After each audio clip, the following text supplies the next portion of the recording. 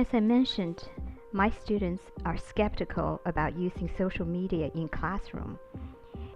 Here's one of the responses I got. The classroom is there for face-to-face interaction. The critique, feedback, and experiences we receive when working together in person are so much more effective and valuable than comments on a blog post or portfolio piece. With many questions in mind, I turned to the expert who have used the social media in classroom. I came across an article while doing my literature review, how social media can and should impact higher education. In this article, the author introduced Mr. Howard Rheingold, who is a professor at Stanford University and who also taught in UC Berkeley and has his own online teaching course, Rheingold U.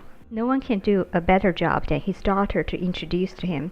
Here's a clip at Google when he was promoting his newest book, NetSmart. So you may know Howard Rheingold as a colorful and prescient anthropologist who defined concepts like virtual communities and smart mobs before we were all participating in them. You may know him as the former editor of the Whole Earth Review and the founding editor of Hot Wired. Or perhaps you were a student of Howard's, either at Berkeley or Stanford, or his social media classroom and online learning community, Rheingold U. Or maybe you know him for his painted shoes, paisley blazer, Panama hat, and psychedelic art. In fact, when we were in South by Southwest last month, a street person came up to him and thanked him for keeping Austin weird. But I know him as Dad. So 10 years ago, my dad wrote Smart Mobs, the Next Social Revolution. And this was years before Twitter and Foursquare, before NFC and Google Wallet. My dad wrote about a future in which people will leave messages in places and mobile phones will become remote controls for the physical world. A decade before the Arab Spring and the Occupy movement, he predicted that the merger of mobile phones, personal computers, and the internet were lowering barriers to collective action and were going to enable economic, social, and political revolutions. Sound familiar? In 1985, he wrote Tools for Thought, The History and Future of Mind-Expanding Technology, in which he envisioned the future of personal computing when hundreds of millions of people around the world would be a part of a networked community, and how this will change the way people think, learn, and communicate.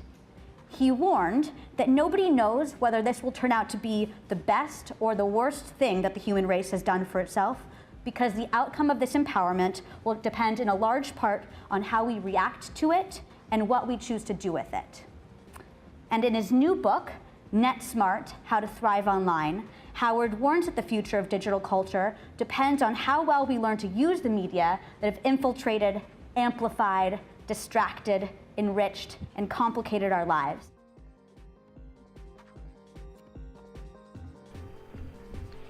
On a November morning, I had a conversation with Mr. Rheingold.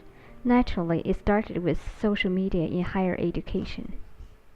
About 10 years ago, it seemed to me that institutions of higher education were not really addressing the issues that were raised by the use of social media. You weren't seeing very many courses at all. They need to refine higher education with the sophisticated knowledge of social media. And now they're forced to use 10 or 15 or 20-year-old ideas of how they're supposed to interact. Learning management systems are active for only the teacher for a couple of reasons. One is I'm very interested in a classroom as a learning community in which people are involved in each other's learning rather than simply individuals who are competing with each other. That's not really the way the world works. That's not really the way social learning has always worked. Another thing is that people, for better and worse, live a lot of their lives online in public. They should learn how to take control of that and do it intelligently. I certainly don't think that social media is mandatory. Right. Doesn't need to be used by all professors in all subjects. I would say that there are relatively few professors who are able to keep the attention of 200 or 300 students in a lecture hall. That's a couple thousand-year-old model. And it was a thousand-year-old model because schools had a monopoly on learning. You had to go to the school or the university. Now you've got the web, you've got search, you've got YouTube, you've got Wikipedia, you have excellent lectures from professors around the world. Why do you have to go to all the trouble of sitting in a lecture hall at 2 o'clock in the afternoon on Tuesdays? Why not just go to YouTube?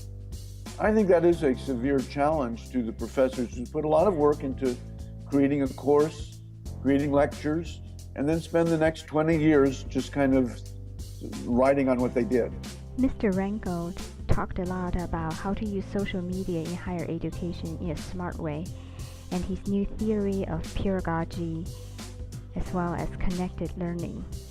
He talked about scaffolding in length. Much of an advocate for social media in higher education, Mr. Rheingold doesn't believe social media should replace face-to-face interaction. I'm always careful about making black and white dichotomies about this. To me, the best combination is the face-to-face learning extended beyond that moment in a classroom or wherever it is via the online world. We also talked about digital divide as a social issue rather than technological issue. Providing broadband access to as many people as possible is clearly an economic advantage to a country, just like providing schooling and providing roads and providing clean water is. We always ask the question, how do we keep up with the technologies? Mr. Rheingold has his idea. If you want to keep up, I think it's really not a matter of keeping up with the technologies. It's a matter of keeping up with the literacies.